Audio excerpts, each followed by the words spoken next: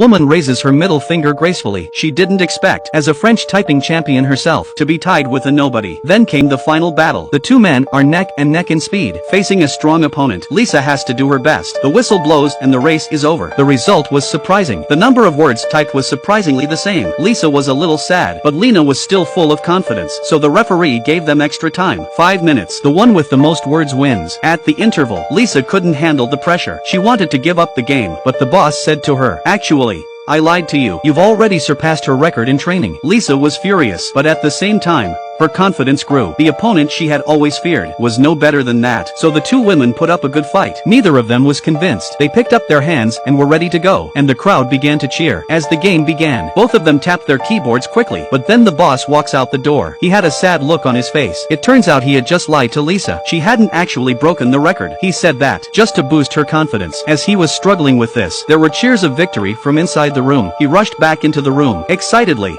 He looked over. It was Lisa who had won, with tears in his eyes, trying to celebrate with her. But instead, he was pushed around. In the darkness, he and Lisa seemed to be drifting apart. Lisa, who had won the French typing championship, she became famous. Her posters were all over the streets. She was asked to endorse a famous typewriter. She was interviewed by all the major media. Lisa not only gained a lot of fans, she also got the attention of a rich, handsome man. He is also the owner of the Pink Typewriter Company. With Lisa on board, her career is going from strength to strength. And now Lisa is about to represent France in a world-class typing competition. This time, the competitors, each one is a national champion, and the strongest of them all, the American player who once averaged 512 characters per minute. To intensify her training, the Pink Company arranged for Lisa to have a professional coach, but the training didn't go well, because the keyboard was too small. Lisa often made mistakes, and little did she know, the owner of Powder was with her, just to promote their typewriters, and she herself had forgotten. The man who used to practice with her, the man who gave her encouragement. Since the separation, he thought about her all the time, and soon after,